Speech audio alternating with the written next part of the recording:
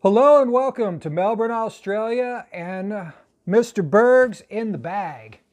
So this weekend we just set our clocks ahead, and that means spring and summer are coming, so there are lots of disc golf events.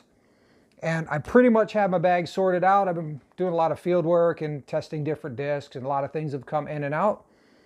But I believe this is my setup. I just need my Reptilian Disc Golf Stego that I left in Maple Hill in Massachusetts. Other than that, my bag is pretty solid, and I could probably use the Justice that I gave Iceberg Dylan. Love that disc. That was pretty good, but he needs it more than I do because he's a better disc golf player.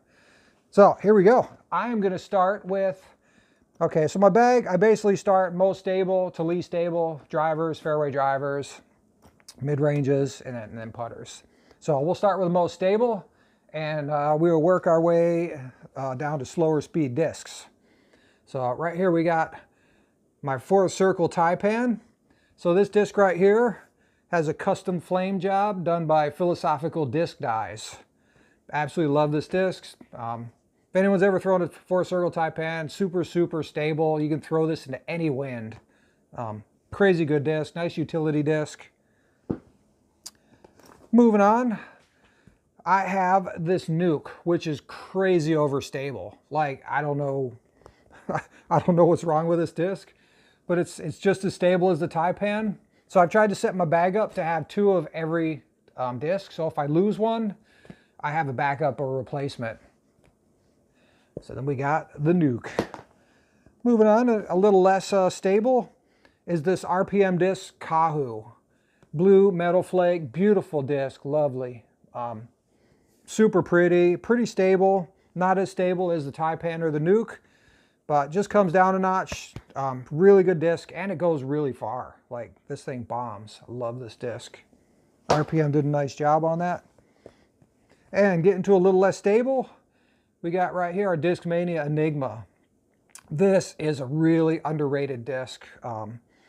This disc goes really far. Feels good in the hand. I throw it mostly forehand. Once in a while, I'll throw a backhand if there's a decent amount of headwind. It flips up to flat. Super nice disc. Love my Enigma. Feels good in the hand. Beautiful disc. All right, then we're moving on to the discs that everybody knows me by. Got my Shrikes here. So this Shrike right here is my new one. I'm breaking this in. I'm bagging 2 Shrikes, and this is my broken in Shrike. My pretty flippy one, but it's flippy, but it always has that little bit of finish at the end. Really reliable. And this thing just goes far. Like, it's free distance in my hand here. So absolutely love the Shrike. Okay, then we're moving on to our stable fairway drivers. So another disc I lost in Maple Hill was my red 12-time Ken Climo Firebird. And I'm trying to figure out which one of these is close to that one. I've been throwing the yellow one. It's just not quite the same.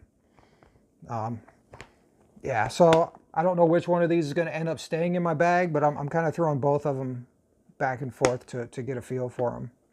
But love the Firebird, gotta have it. Good, great utility disc. Okay, and then we're moving down in stability is this Avery Jenkins Star T-Bird.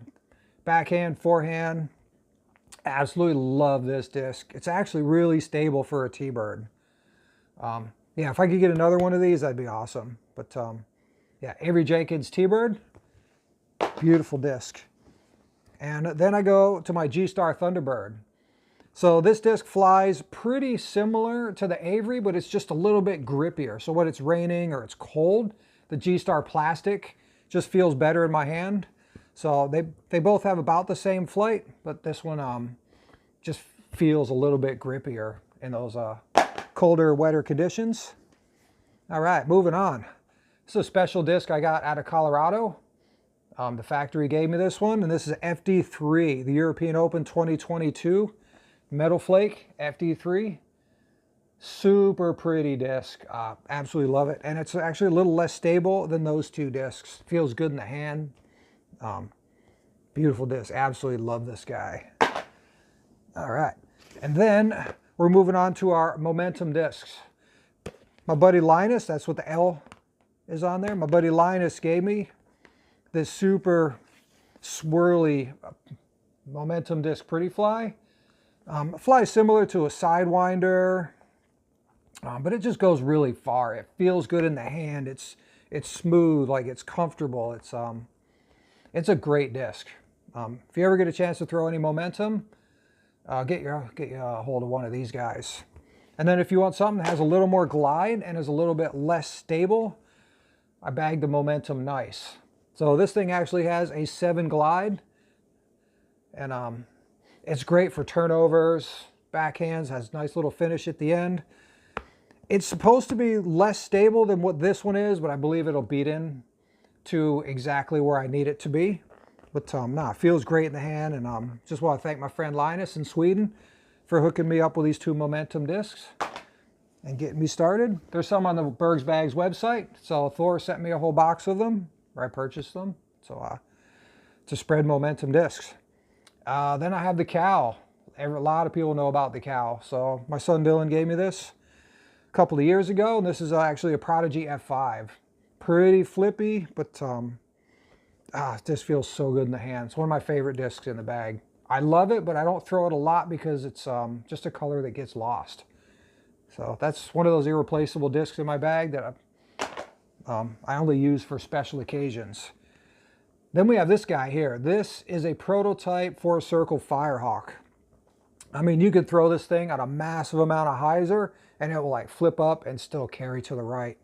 Super understable, super fun to throw. Absolutely love this disc. Okay, moving on. I'll just do my mid-ranges. So I got my Buzz OS here. So this used to be crazy overstable, and over the years, I mean, I've had this in my bag in and out for a long time. It's lost a fair bit of stability, but it's still really reliable. And I did have a Justice in here that I gave to Iceberg Dylan. And I don't have a disc to replace the Justice yet. So I'm still looking for that overstable mid-range, like really overstable. The one that you can throw into anything, in any headwind. So I'm kind of, I kind of have a spot missing in my bag for that right now. So we got the Buzz OS, and then our neutral mid-range, we have the Rift, the DGA Rift. This disc is amazing. I love this disc. It goes so far. This mid-range goes as far as my fairway drivers. And it just, it doesn't skip. It'll land flatter, and yeah, it's just a great disc. It feels great in the hand. DGA does a really good job with their discs. Really good plastic. All right, then approach putters. Got myself a Whippet. Really overstable. I love this disc, and it's really grippy. And if it sets in the sun for a minute, when it's hot out, like if feels like chapstick or something. Like it's the weirdest feeling disc when it gets hot. But super overstable, super fun to throw. When it's raining, I'll pull this out a lot just because there's more grip on it. Love my Whippet. All right, and then the other approach discs we have. This is another philosophical disc die job for me. He did my Slim. So this is another Momentum Disc Slim. And it really is slim. Super, super understable. Like, no matter how you throw this backhand, it's always going to turn to the right. I haven't forehanded it yet. I don't think it has a whole lot of torque resistance. So this is, I've just been throwing this backhand when I need to get around a tree or something like that. Just for fun. Even though I have a forehand, I mean, I still like throwing different shots. So that's why I got the Slim in the bag. And when I do some more woods golf, I'll probably be throwing this a lot more. And then we go to another philosophical disc die. This is my Berg. This is a K1 soft. So primarily backhand. I don't ever throw this forehand. So this is my backhand Berg. This is the money disc right here. Great for upshots. Feels good in the hand. Then somehow I lost my red with the black Iceberg stamp Berg. So I've had to take out my black on black stamp Berg. So this one right here is the K3 plastic forehand only. And I basically one shot I use this for, and it's just a anhyzer like over a tree, and I'll just hold the line, or anhyzer over or something. So it's just kind of like a forward anhyzer up to the basket, and it usually lands flat. So that's that disc. And then we'll go to my putters. Right up here, my putter pouch. This guy right here. So I putt with a steady ed. So I got the bead on mine. So this guy right here, I use the orange one. It's a little bit more stable than my putting putters. So I use this for approaches. I've been using a putter a lot more for approaches, just so I have more time with a putter in my hand. Because I feel like when I approach with my putter and then I go to putt with my putter, my body is already ready to putt because I've already had the feel of the disc in my hand. So that's my approach DGA Steady Ed. And these guys right here, these are my putting putters. And I have 5 backups that I work into the bag. And I just use them interchangeably. Whichever one comes in my hand, that's the one I putt with. So I've tried a lot of different putters over the years, and the Steady Ed it's a great putter. Like if I can't putt well with this putter, I'm not going to putt well with any putter. It just feels good in the hand. As long as I can keep it flat, not too much hyzer. It goes into the basket. All right, then the bag itself. Obviously we have the putter pouch here, the Bergs putter pouch. It's a satchel. If you want, you can use it for like a small round, or you can clip it to your bag. And then you just got pockets. Usually I put my keys in that one. This guy here, carry a spare whale sack. That's it. Then we move down. Usually in this pocket, I'll carry an extra towel or some snacks or something like that in here. Then we move over to the stool holster. Like I got an umbrella in here because it's still spring, rains a lot. It's just nice to have an umbrella kicking around.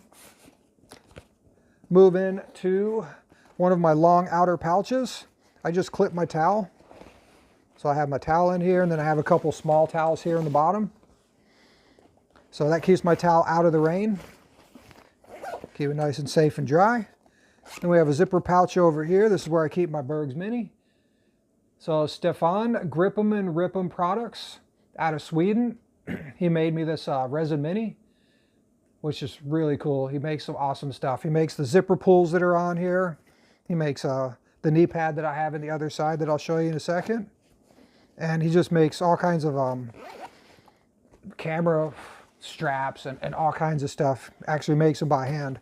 Side right here is double drink holder.